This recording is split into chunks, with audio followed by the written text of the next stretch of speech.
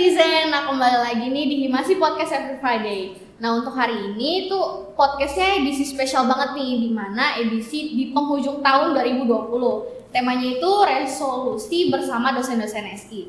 Nah langsung aja yuk kita kenalan siapa aja nih bintang tamu spesial kita untuk hari ini. Yang pertama itu ada Ibu Lena. Nah Ibu Lena itu adalah Kaprodi dari SI. Nah, sebelah Bu Lena itu ada Pak Reza. Nah, sebelahnya lagi itu ada Pak Rifki nih. Nah, Pak Reza dan Pak Rifki ini adalah salah satu dosen yang ada di SI. Nah, langsung aja kita mau nanya-nanya nih seputar perkuliahan di SI. Boleh. Nah, untuk kurang lebih 1 tahun ini ya Bu, kan kita tuh belajarnya daring terus ya. Nah, ada nggak sih kendala selama daring yang Bapak Ibu dosen itu rasakan gitu? Pasti banyak ya kendala. Sebelumnya selamat datang dulu di podcast podcast Himasi ya, untuk kita bersama dosen-dosen yang terima kasih diundang nih. Itu diundang dan berkesempatan hadir. Nah, untuk perkuliahan daring kali ini kita udah hampir menjalani kurang lebih hampir 11 bulan ya. Iya, Tuh 11 bulan hampir setahun. Suka dukanya pasti banyak. Dari sisi mahasiswa juga gimana, pasti kan ada juga ya. Dari sisi dosen juga pasti ada, dari peralihan untuk menyiapkan materi daring, kemudian transisi media pembelajaran juga perlu kita siapkan. Itu aja sih. Tuh mungkin kendalanya, kita mungkin effort waktunya yang harus lebih, bagaimana bisa memetakan, memanage waktu ketika ada pekerjaan lain, tapi kita harus menyiapkan nih modul-modul pembelajaran tapi di ranah teknologi yang lain gitu. Nah, kita langsung aja nih masuk ke pertanyaan pertama. Nah, mau nanya nih, kan sekarang tuh lagi daring ya Bu. Nah, tapi kan sebelumnya juga offline.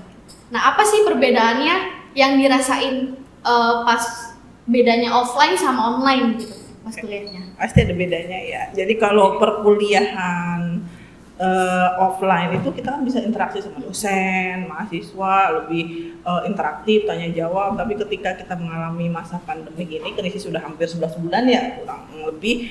Nah, kita tidak bisa bertemu langsung nih dengan mahasiswa dan dosen juga. Masih banyak materi-materi yang perlu disiapkan, transisi dari penyiapan modul-modul beralih ke media-media teknologi yang lain. Mungkin yang dirasakan oleh bapak-bapak dosen juga sama ya, itu.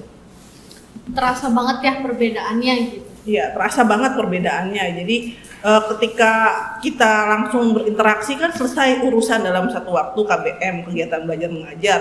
Tapi kalau dipindahkan ke daring, banyak tugas-tugas lain yang harus dikerjakan. Kalian juga sebagai mahasiswa kan pastinya lebih banyak tugas-tugas upload, kemudian jadi lebih bisa menggunakan media kan? Iya. Nah, menurut nih bapak-bapak dosen nih, ada nggak sih perbedaan yang dirasain juga selama daring ataupun offline?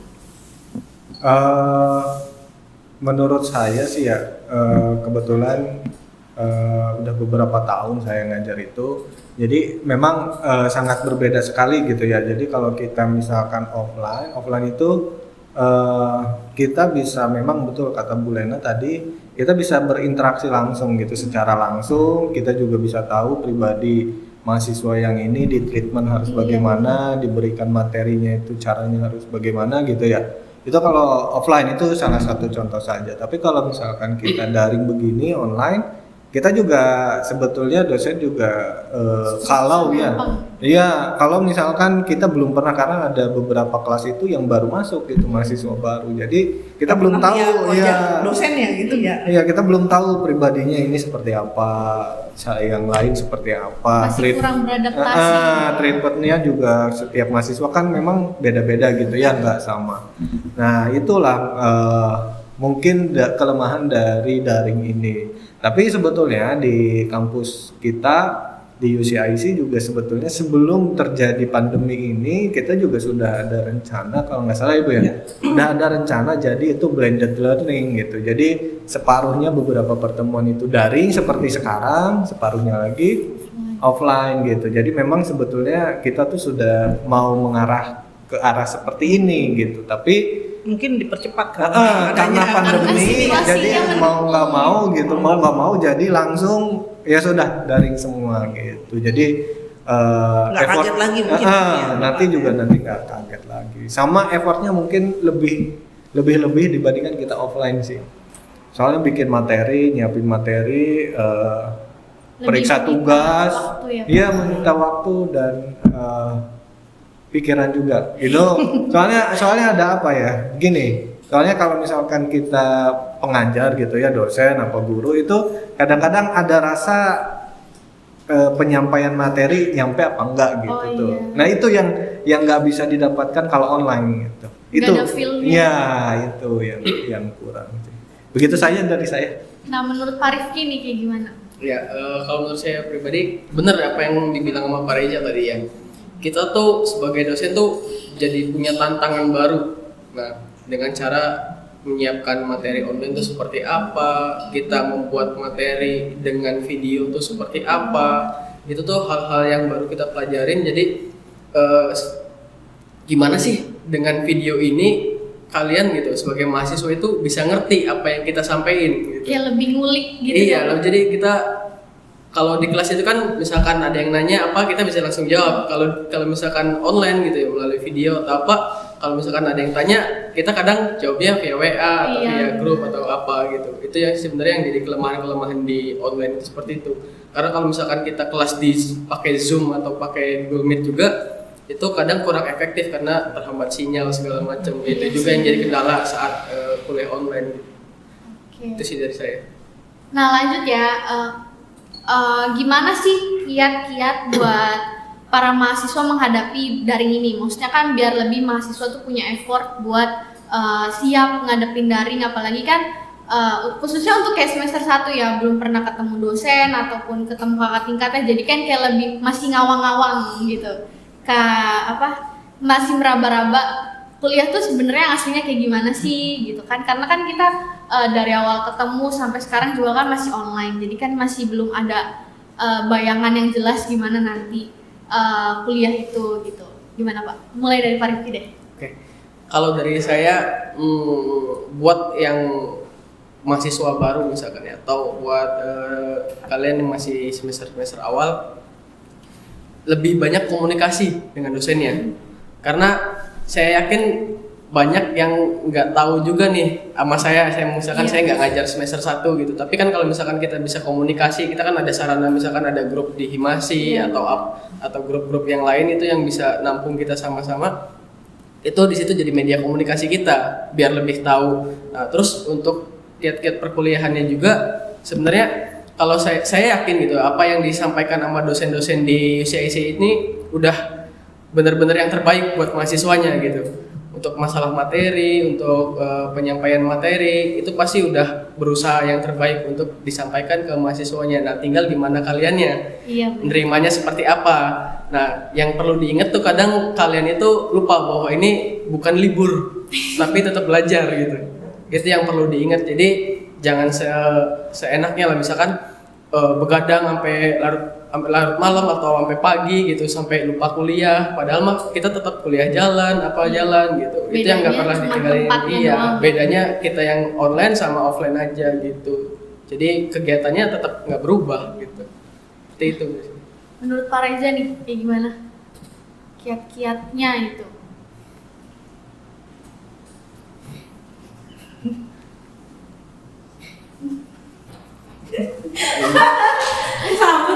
Aku teh udah nahan ketawa ya, udah diem aja Kak. Saya juga nahan ketawa. Iya. Oke, biarin, jangan di pause ya. Ini lanjut aja langsung Mikir saya dia pasti tuh mikir. Enggak, langsung saya jawab. Ketelan durian. Langsung saya jawab.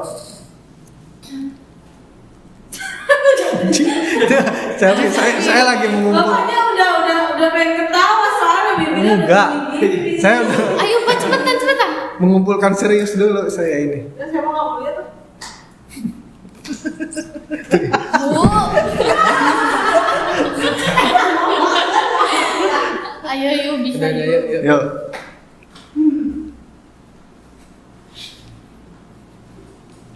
Dianya ketawa banget. Tuh, ya yang nonton yang pada ketawa. Ya udah kita masuk belakang aja lah. Bapaknya ngomong, bapak mau sendiri ya? Ayo gimana Pak Reza? 1, 2, 3. Kalau menurut saya gitu ya, jadi mahasiswa itu sebetulnya dari masa sekarang pandemi dan sedang belajar di rumah, itu kadang-kadang mahasiswa itu seperti yang selalu saya ajarkan kalau di kelas gitu ya, kita itu punya tujuan apa gitu dalam belajar ini. Jadi kalau teman-teman nggak punya tujuan, saya yakin belajarnya juga nggak males-malesan. Tapi kalau teman-teman punya tujuan hidup, saya yakin belajarnya akan serius.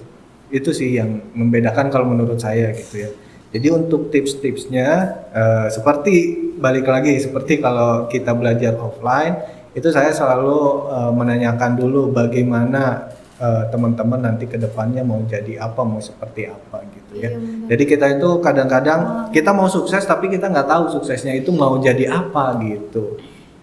Gitu. Jadi kita harus tentukan dulu. Iya, biar nggak salah arah. Iya. Sama seperti teman-teman masuk prodi SI misalkan salah satunya tujuannya mau jadi programmer gitu ya, mau jadi analis. Pasti kalau teman-teman sudah punya goals masing-masing itu pasti akan serius belajarnya gitu. Jadi misalkan mau jadi programmer ya berarti di mata kuliah pemrograman misalkan itu ya diseriusin belajarnya. Bahkan mungkin target, gitu. ya itu, maka dari itu goalsnya dulu gitu. Jadi teman-teman yang ada di rumah yang nonton ini atau teman-teman juga mahasiswa yang lain ataupun bukan mahasiswa, tetap menurut saya goalsnya itu harus jelas dalam hidup. Kalau nggak punya goals itu nanti akan kemana-mana gitu jalannya. Itu nggak akan lurus-lurus aja, belok-belok ya Pak. Iya, nggak jelas juga nanti akhirnya mau gimana, dan stepnya itu pasti bingung deh kalau nggak punya goals yang jelas gitu. Kalau dari saya itu sih. Gimana nih menurut Bu Lena? Oke, sebenarnya kiat-kiat itu sebenarnya sudah disampaikan oleh Pak Riki sama Pak Reza. Yang paling penting itu kiat-kiat. Yang pertama sih tetap kalau untuk kiat-kiat pasti mengalami kejenuhan pasti ya. Tapi pertama itu harus tetap hidup sehat, terus makan makanan sehat. Karena ketika itu jenuh melanda dan yang lainnya kan akan rentan ya kita gitu. Walaupun ini memang kiat-kiatnya standar banget, tapi memang itu mah manusiawi yang harus kita jaga sebagai personal individu gitu. Jadi terus jangan hentikan interaksi komunikasi dengan teman sebaya. Tuh teman sebaya walaupun dalam hal-hal ngobrol atau apa itu tuh sebenarnya kita perlu personal in touch, maksudnya tetap harus berkomunikasi. Ketika tidak bisa ketemu di luar, kan bisa video call lewat apa, nah itu boleh ya, ngobrol-ngobrol dan yang lain. Nah, terus kiat-kiatnya juga, tadi sudah Pak Reza sampaikan ada goals dan yang lain-lain, itu juga pasti. Tapi ketika mengalami mager banget tuh, kamu kan pernah kan begitu mager juga, sering. Mau ngapain nih, hidup kok gini banget ya, udah kuliah nggak kunjung-kunjung ke kampus gitu.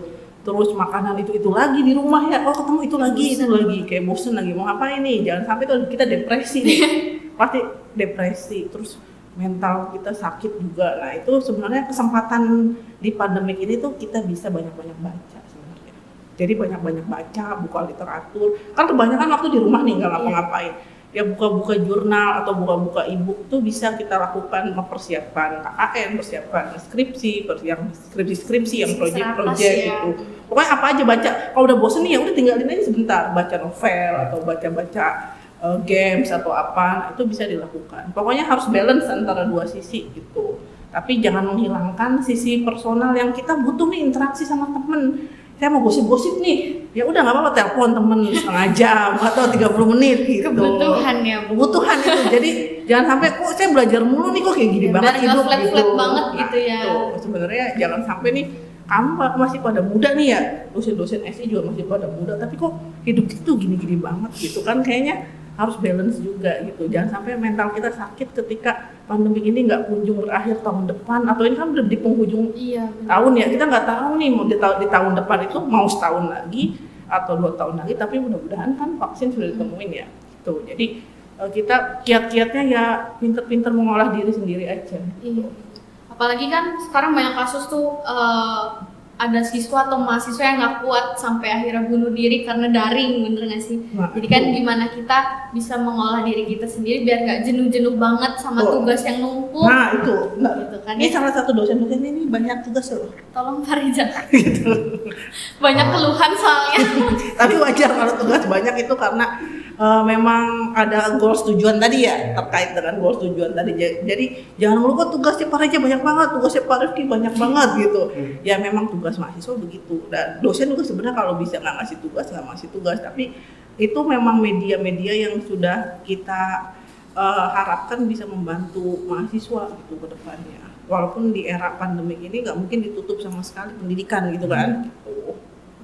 Tapi jangan sampai oh iya ada lagi nih, Serina misalnya kita kedapatan kasus ketika ujian online, terus misalnya tiba-tiba anak ini atau teman kita kok nggak ada kabarnya, tiba-tiba dia sakit, padahal dia posisinya di rumah. Nah yang seperti itu kan nggak tahu kita sakit karena apa, mungkin bukan karena COVID ya, tapi karena yang lain, tapi karena mungkin dianya jenuh atau apa kan kita nggak tahu. Nah hal-hal yang seperti itu tuh harus kita hindari sebenarnya.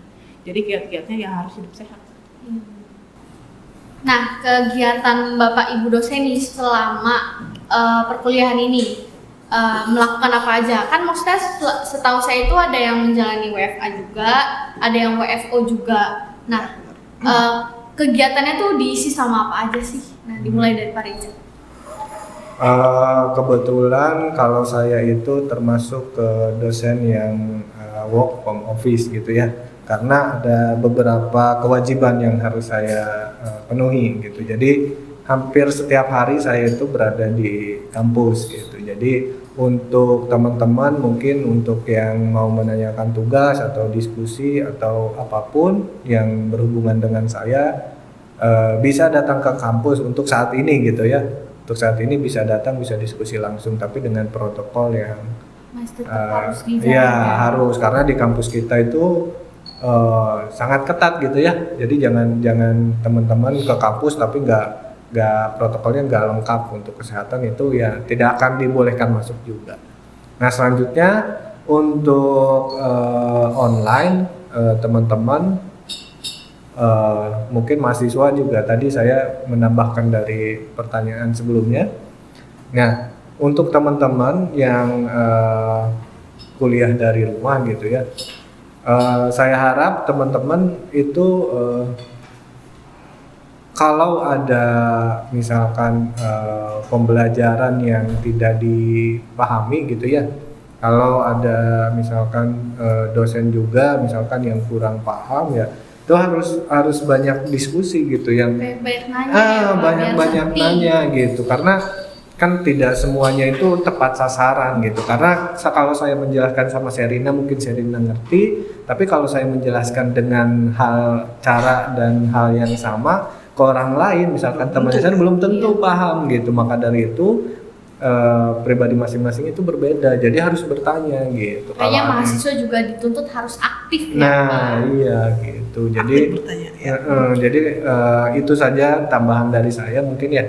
Jadi harus banyak-banyak aktif dengan kegiatan ataupun dalam perkuliahan gitu. Oke, Pak Rifki nih gimana kegiatannya? Kalau saya termasuk yang WFA ya, jadi ya saya ngajar dari rumah, nyiapin materi dari rumah. Tapi selama WFA tetap kita kerja gitu, sama halnya kayak kita masuk offline. Jadi kita nyiapin materi ya beneran nyiapin materi sampai kadang sampai larut juga gitu buat materinya, karena kita nggak bisa sembarangan ngasih materinya. Dengan kondisi online seperti ini kita harus benar-benar memastikan bahwa materi yang kita itu bakal sampai dengan baik dan mudah dicerna atau mudah dipahami sama mahasiswa gitu. Terus juga tapi walaupun kita WFA gitu ya, saya WFA, tapi ketika ada hal-hal yang bersangkutan dengan prodi atau kampus yang membutuhkan saya harus datang, kita tetap datang ke kampus gitu. Fleksibel ya. Iya. Jadi enggak full WFA saya di rumah nyantai nganggur atau apa gitu, tapi tetap kerja. Bedanya cuma tempatnya doang. Tempatnya aja gitu. Seperti itu sih. Soalnya kalau dari telepon dadakan suka pada datang. Iya. Itu nih Pak Rifki Selalu gitu. always on ya Bu. Always on, harus on mah. Apa 1x24 Iya. ya. Nah Gitu. gimana nih Bu Lena kegiatannya? Ya saat ini memang dosen kita ada dua shifting ya, ada yang sebagian work from office, ada yang sebagian work from home ya. Tapi dua-duanya sih sebenarnya sama aja, sama-sama sibuk ya Pak. Betul. Tuh, mungkin yang di rumah kelihatannya aja nggak sibuk, Iya. padahal mah sama sibuk Iya. juga, cuman nggak kelihatan jasadnya aja gitu. Tapi dia di rumah nggak tahu udah jungkir balik apa, kerjain sesuatu hal banyak gitu. Jadi kalau kita yang di kampus ya banyak hal-hal di luar pengajaran kita siapkannya di rumah. Pas di kampus kita mengerjakan hal-hal lain berkaitan dengan kegiatan institusi ya gitu. Nah untuk yang di rumah selain pengajaran dan mengajar juga kenapa siap di call ya karena ada misalnya data-data yang kita perlukan dari dosen tersebut, jadi mereka mempersiapkan mengharuskan datang dan tidak bisa diwakilkan misalnya gitu. Jadi tapi ada juga misalnya jauh rumahnya gitu ya, dikirim aja datanya baru nanti kita olah di sini gitu. Jadi sebenarnya dua shifting itu sih sebenarnya nggak pengaruh banyak di kita ya, Iya. karena kita juga Tetap sibuk kok sibuk gitu. juga gitu. Nggak yang santai-santai. Justru memang sebenarnya sama aja, persentase sibuknya tambah sibuk malah kita ya. Masih kumpul. Iya, di daring tuh malah saya rasa gitu ya Bu, lebih apa ya, lebih banyak kerjaan dibandingkan Kita enggak. malah berasa 24 jam tuh ya semua dipakai semua gitu. Kalau offline itu kan misalkan dari pagi sampai sore ya udah itu aja gitu. Di kampus tuh bener-bener plak di istirahat kampus gitu doang iya. ya. Tapi kalau misalkan daring ya kadang ya udah sampai malam lagi gitu. Malah saya cenderung kalau di rumah tuh kayak menunda kerjaannya lama gitu, tapi mendingan ke kampus aja jadinya. Banyak hal-hal yang memang harus dilakukan di kampus bisa selesai di kampus karena ketemu orang beberapa gitu. Jadi dulu juga ini saya berbagi cerita Bu. Dulu saya pas masih saya kuliah ya Bu, mungkin Sherina juga sekarang mengalami gitu ya. Dulu saya itu ngelihat dosen tuh pekerjaannya enak ya, cuman ngajar selesai Santai pulang ya. gitu, santai. Tapi ternyata ya luar Tidak semudah biasa, itu. nggak seringan itu gitu. Amal Malah sendiri ya, Pak, tanggung sekarang ya? jawabnya ya malah Iya. besar, tanggung jawabnya menurut Belum saya. lagi dengan kurikulum baru yang kampus merdeka segala macam itu kita benar-benar butuh persiapan yang harus kita siapin banget gitu ya. Ditambah pandemi, jadi ya udah kita hajar terus. Mungkin terhambat di beberapa aspek aja ya. Iya kita betul. gitu. Jadi Tapi kita tetap menjalankan kampus merdeka gitu. Oke. Nah, tadi kan Pak Rifki tuh udah bahas nih masalah kampus merdeka. Nah, ngomong-ngomong masalah kampus merdeka itu, penerapan istilah kampus merdeka khususnya di Prodi SI itu udah sampai mana nih kira-kira? Mulai dari Bu Lena. Oke, kampus merdeka itu kita udah mulai menerapkan di semester ini ya, di semester 5 sekarang sedang ongoing berjalan.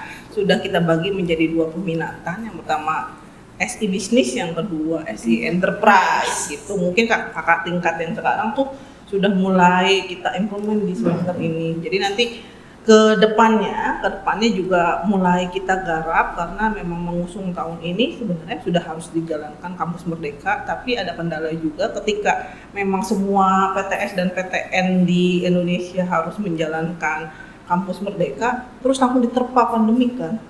Jadi itu banyak kendala-kendala yang memang kegalauan yang memang mungkin tidak kampus kita saja yang mengalaminya gitu, tapi mau nggak mau semua harus tetap dijalankan gitu. Jadi untuk semester 5 mulai pembagian dari profil lulusan, kemudian nanti di semester depan kita ada menjalankan magang KKN. Nah itu kita akan mulai laksanakan di Prodi SI. Mudah-mudahan semangat ya semuanya walaupun kedepannya masih pandemi. Kemudian kita juga akan menjalankan 9 pilar yang ada di kampus merdeka, itu termasuk yang tadi magang, KKN, terus nanti ada penelitian, ada asistensi mengajar, ada PKM. Nah beberapa aspek sudah mulai kita penuhi nih di SI. Nah salah satunya di Himasi juga kita mulai bergerak kan. Mungkin Sherina dan teman-teman juga sudah mulai bergerak. Jadi tahun depan mengusung program-program baru kita juga, kita akan mulai melengkapi ke 9 pilar itu. Mudah-mudahan nanti kedepannya nih ada goals yang kita capai di Prodi SI, yaitu ya sudah benar-benar siap dalam hal ya mumpuni untuk menuju kampus merdeka itu. Nah, menurut Pak Reza nih gimana? Iya, ini melengkapi saja dari Bu Lena karena saya juga sebetulnya tenaga pembantunya dari Bu Lena sebetulnya. Jadi ada beberapa yang saya ketahui juga gitu. Bukan pembantu rumah tangga ya Pak? Beda ya? Mungkin ada juga beberapa mahasiswa atau kelas itu kita pertukaran ya Bu ya. Oh iya itu. Ya. Lupa Exchange ya. Student exchange. Ya. Itu mungkin untuk saat ini kita laksanakan dengan prodi lainnya Bu. Ya. Tapi masih di lingkungan FTI gitu ya. Saat ini udah dijalankan ya Pak di semester 5 dan Bapak-bapak ini mengajar untuk khusus yang student exchange Pak Rifki dan Pak Riza juga. Iya. Itu yang tadi terlupakan ya Pak. Nah ya, jadi mungkin kedepannya kita akan dengan kampus lain ya Bu. Ya, Gitu lintas kita ini kan lintas prodi ya, lintas prodi nanti kedepannya dengan kampus lain. Dan juga perguruan tinggi lain gitu. Iya, dengan perguruan tinggi lain. Nah, kita juga mungkin akan ada beberapa penyesuaian gitu ya. Yang tadinya mungkin anak-anak teknik itu tidak ada yang namanya magang gitu ya. Karena magang itu adanya di pendidikan gitu. Kalau teman-teman mau jadi guru biasanya itu ada magang gitu. Nah, sekarang mungkin agak sedikit berbeda gitu ya. Cuman mungkin intinya juga sama, magang untuk di teknik juga. Karena apa? Karena yang saya dapatkan informasinya juga dengan diskusi dengan Bu Lena juga, nah itu nanti mahasiswa bisa berinteraksi langsung juga sama seperti magang untuk teman-teman yang S1-nya ngambil keguruan gitu. Nanti coba teman-teman kalau misalkan semuanya nih ya, semuanya kita datang ke suatu daerah atau desa gampangnya. Satu desa itu kita bantu dengan mahasiswa misalkan 10 orang. Nah, dari 10 orang itu, 10 mahasiswa itu menyumbangkan misalkan 2 karyanya mahasiswa. Nah, dari 2 karya itu di desa pasti akan ada kemajuan tingkat teknologi yang ada di desa gitu. Nah, coba bayangkan ada berapa ribu mahasiswa yang akan melaksanakan magang, gimana dampaknya terhadap masyarakat. Nah, itu sangat sebetulnya itu salah satu aspek kenapa diadakan magang seperti itu gitu ya. Oke, Pak Rifki gimana nih Ya. depannya? Kalau dari saya sebenarnya konsep kampus merdeka itu tuh diberikan pada mahasiswa ya. Jadi Kemerdekaan belajar. kemerdekaannya buat kalian. Nah, jadi ketika kalian dimerdekakan, harusnya kalian harus bisa lebih aktif lagi. Iya. Seperti itu. Jadi kalau misalkan nanti di semester berapa tadi? Semester 7 ya. Semester 7 ada KKN seperti itu. Jadi yang sekarang semester 3, semester 5, semester 1 persiapkan lah dari sekarang gitu. Karena di semester 7 kalian mau nggak mau harus siap untuk menghadapi dunia luar selain di kampus gitu. Harus Itu yang terjun harus langsung ke benar-benar masyarakat. disiapkan. Iya, makanya kenapa di semester 5 kita udah mulai student exchange segala macam. Tapi tantangan juga buat dosen gitu ketika ngajar student exchange yang beda basicnya gitu. Kayak saya ngajar agile implementation itu basicnya ada 2 kelas, yang satu TI, yang satu DKV. Jadi gimana caranya kita sebagai dosen juga harus bisa ngajarin mereka. Nah, nanti itu kan di semester 5 mereka belajar hal-hal seperti itu. Nanti di semester 7 mereka coba implementasikan dalam KKN seperti itu. Jadi apa yang udah mereka belajarin Iya, langsung betul. dipraktekin ya Pak? Makanya harus dipersiapkan dari sekarang. Jadi bukan istilah kampus merdeka tuh merdekanya buat kalian untuk belajar seperti apa, seperti itu. Berarti lebih menarik mahasiswanya untuk lebih bisa mengeksplor Betul. dirinya. Jadi lebih aktif nanti mahasiswanya. Merdeka. Nah kalau kita lihat ke belakang nih, kan udah banyak banget nih program di Prodi SI maupun Himasi yang udah terlaksana. Contohnya tuh kayak ada Himasi Charity, ada podcast, udah rilis 13 episode, terus juga ada webinar internal dan eksternal udah series 7 ya Bu. Nah terus ada Germas juga. Nah kegiatan-kegiatan itu kan kita udah kita lakuin nih. Nah kedepannya tuh ada nggak sih program-program dan kegiatan baru yang bakal dilaksanain baik di SI maupun di Himasi sendiri? Oke, kebetulan memang di tahun ini kita lumayan sibuk ya. Lumayan sibuk dengan program-program yang sudah ada di Prodi yang kita garap dengan dosen-dosen juga, sama kegiatan-kegiatan yang di Himasi. Jadi setahun ini yang sudah sibuk, bagaimana dengan nanti tahun-tahun berikutnya ke depan gitu ya. Jadi kebetulan saya dengan teman-teman sudah banyak berdiskusi tentang program-program baru kita yang akan rilis di tahun depan.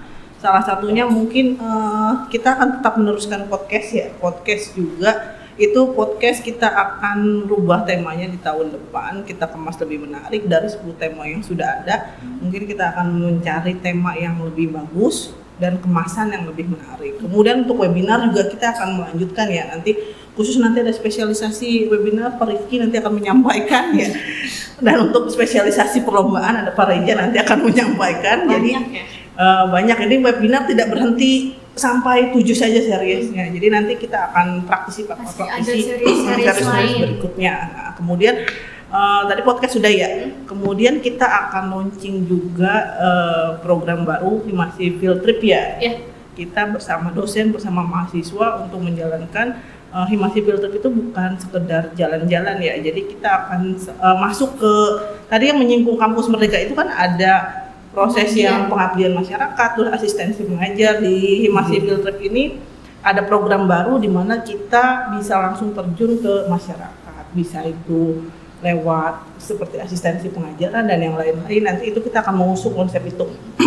Kemudian program berikutnya nanti kita akan launching di akhir tahun ini majalah online. Jadi majalah online S ini. Tuh, jadi sebenarnya sudah siap, nanti akan rilis di akhir tahun.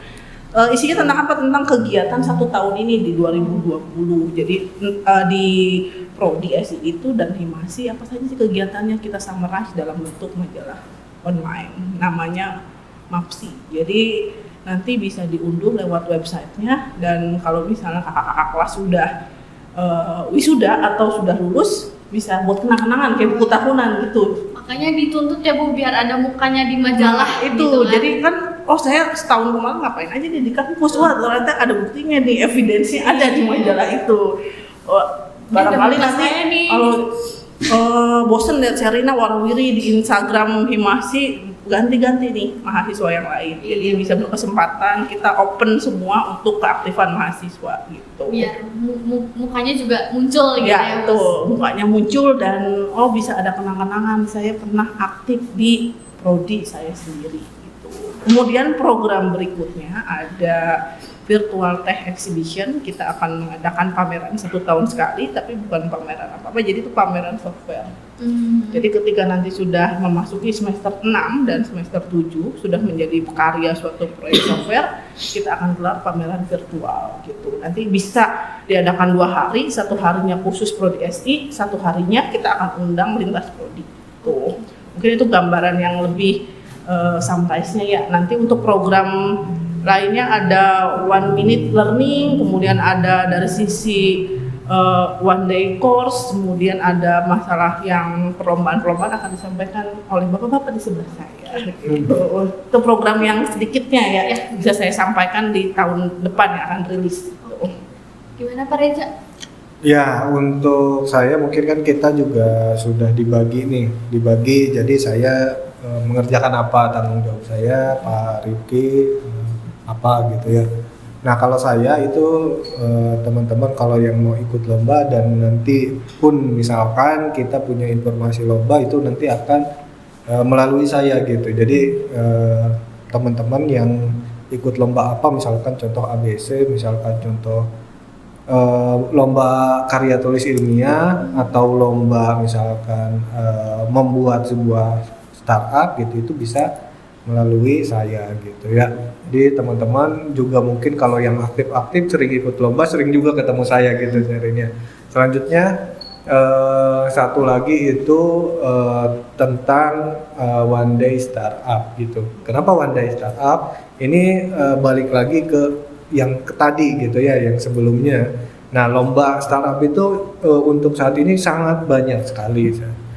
Karena itu kita juga harus menambah ilmu untuk mahasiswa kita supaya bisa bersaing gitu dalam lomba-lomba tersebut. Karena apa? Karena yang seperti itu tidak ada di perkuliahan gitu. Jadi itu adanya emang edisional gitu dari Prodi SI, tambahan pembelajaran gitu dari Prodi SI. Nah sampai situ saja mungkin ya saya, Bu. Mungkin kita nanti akan menjadi penyelenggara perlombaan juga ya Pak? Iya, penyelenggara perlombaan. Tahun depan kita jadi penyelenggara tuan rumah. Jadi tuan rumah kebetulan ya. Gimana nih Pak Rifki? Ya, kalau saya tadi udah disinggung semua sama Bu Lena ya sebenarnya. Jadi untuk webinar sendiri nanti di tahun depan itu kita akan lebih fokus untuk memanggil ke praktisi-praktisinya, orang-orang yang ahli bergerak di bidang-bidang tersebut untuk memberikan webinar di Prodi SI nantinya gitu. Terus tadi ada 1 minute learning. Ya, program 1 minute learning itu nantinya adalah program dari dosen untuk memperkenalkan mata kuliah apa aja sih yang ada di SI gitu. Jadi nanti kalian kalau misalkan sekarang semester 3 pengen tahu mata kuliah apa semester 5, nah itu udah kita kasih bocoran dikit lah gitu. Jadi gambarannya apa sih semester 5 tuh bakalan belajar apa sih, nah, hal-hal seperti itu yang nanti kita ada di 1 minute learning. Terus juga nanti ada SI Insight.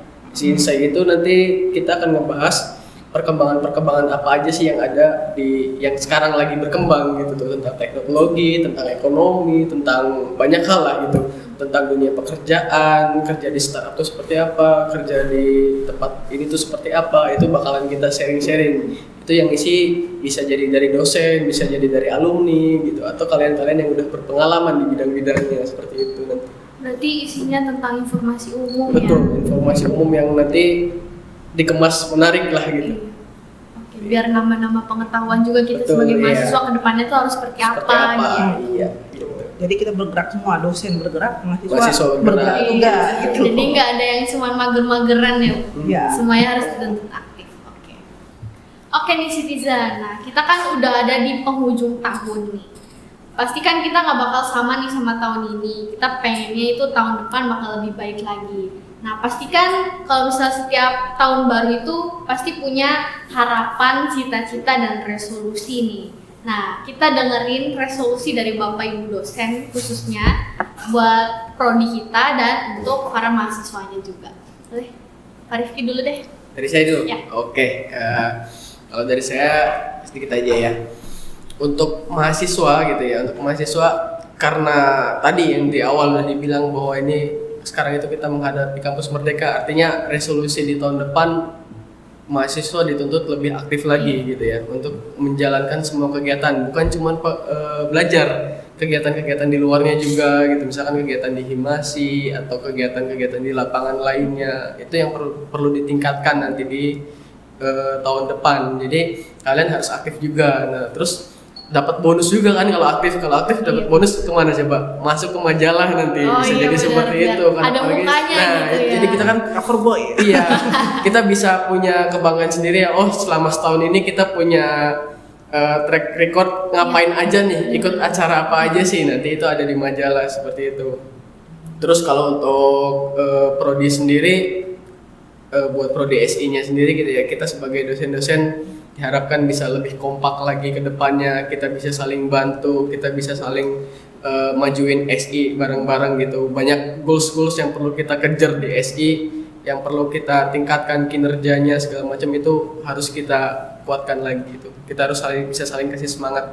Seperti itu aja sih. Oke, Pak Reza gimana nih resolusinya? Dari saya. Ya. Untuk mahasiswa ya. Mahasiswa dan prodi ya tadi ya pertanyaannya. Iya. Nah, untuk mahasiswa seperti tadi saya sebetulnya di awal sudah singgung gitu ya. Jadi teman-teman itu mahasiswa semua harus punya goals yang jelas gitu. Jadi ketika teman-teman kuliah itu sebetulnya ya udah jelas tujuan hidupnya mau kemana gitu. Harusnya seperti itu gitu. Itu untuk di tahun depan. Kalau teman-teman sekarang masih belum punya goalsnya atau teman-teman juga masih nggak tahu goalsnya apa, tentuin dari sekarang aja. Misalkan tadi sudah dijelaskan juga, teman-teman misalkan mau belajar, jangan yang jauh-jauh dulu, mau belajar misalkan karena ini di SI, teman-teman belajar misalkan pemrograman. Nah, teman-teman satu dulu aja deh goalsnya, jangan jauh-jauh sampai menguasai itu dulu. Nah, itu salah satunya gitu ya. Dari hal yang kecil ya. Dari hal yang kecil dulu aja goalsnya yang jelas gitu. Selanjutnya untuk prodi. Untuk prodi saya banyak sebetulnya karena kita banyak kegiatan juga di prodi SI. Saya yakin prodi SI akan semakin maju. Saya rasa prodi SI akan semakin berkembang ke depannya.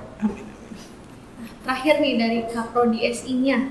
Oke, untuk harapan di mahasiswa ya, saya harapkan atau kita semua berharap ya sebagai pengajar, mahasiswa tetap aktif, kemudian jangan pernah berhenti menyerah dalam hal apapun, tetap semangat belajar, kemudian walaupun kita banyak harapan-harapan, kemudian cobaan tuh ya tadi kan mager-mager dan segala macam.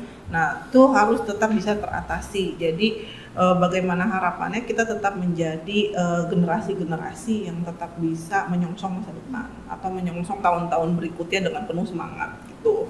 Nah, harapannya sih yang belum aktif silahkan aktif, kita buka ranah-ranah kegiatan yang bisa mengaktifkan mahasiswa. Jadi jangan sampai kegiatan-kegiatan belajar yang kita lakukan daring kemudian membuat aspek-aspek lain tidak bisa berjalan gitu. Jadi dengan kegiatan yang tadi sudah kita paparkan, dari kegiatan yang sudah berjalan atau yang kegiatan akan kita programkan di tahun depan bisa diikuti untuk mahasiswa, semua mahasiswa SI. Jadi bisa aktif, tetap kreatif dan tidak mudah menyerah gitu.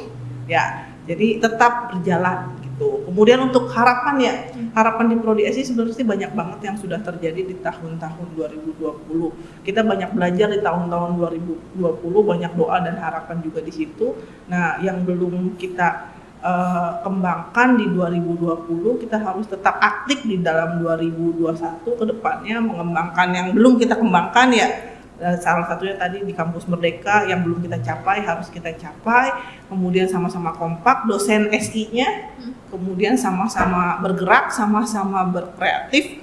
Nah, kita akan memfasilitasi dan mewadahi itu di Prodi SI, itu harapannya sih sebenarnya. Jadi kita sama-sama maju bersama di Prodi SI di dalam maupun nanti ke depannya juga semua orang kenal nih Prodi SI itu seperti apa, goals-nya, profil lulusannya, terus di masyarakat diterima juga gitu. Jadi bukan hanya kita memperbagus di dalam, tapi di luar kok nggak kenal seperti apa Prodi SI itu. Gitu. Jadi profil lulusan bisa dilihat masyarakat karena kita membentuk karakter kita sendiri gitu aja. Itu harapannya untuk tahun depan sih gitu. Terakhir ya Bu, karena kan ini kita mau rilisnya di penghujung tahun dan menuju awal tahun. Jadi kita akan ngucapin selamat tahun baru buat semua citizen yang ada di rumah. Nanti bisa ikutin saya ya Bu. Jadi kita akan ngucapin tahun baru. Iya, tahun baru. Semoga harapan, doa dan cita-cita tercapai yang belum dicapai di tahun ini. Nah, jadi kita awalin kami dari Prodi SI mengucapkan selamat tahun baru 2020 kayak gitu. 2021. Oh iya 2021. Oke, bareng-bareng ya. Oke. Ucapkan Selamat Tahun Baru 2021. Oke, citizen. Kita udah di penghujung acara nih. Sampai ketemu nanti di 2021 dengan kemasan podcast Himasi yang lebih menarik lagi. Saya Sherina Natasha pamit undur diri dan para dosen-dosen pamit undur diri juga. Jadi nanti sampai ketemu lagi di 2021. Dadah.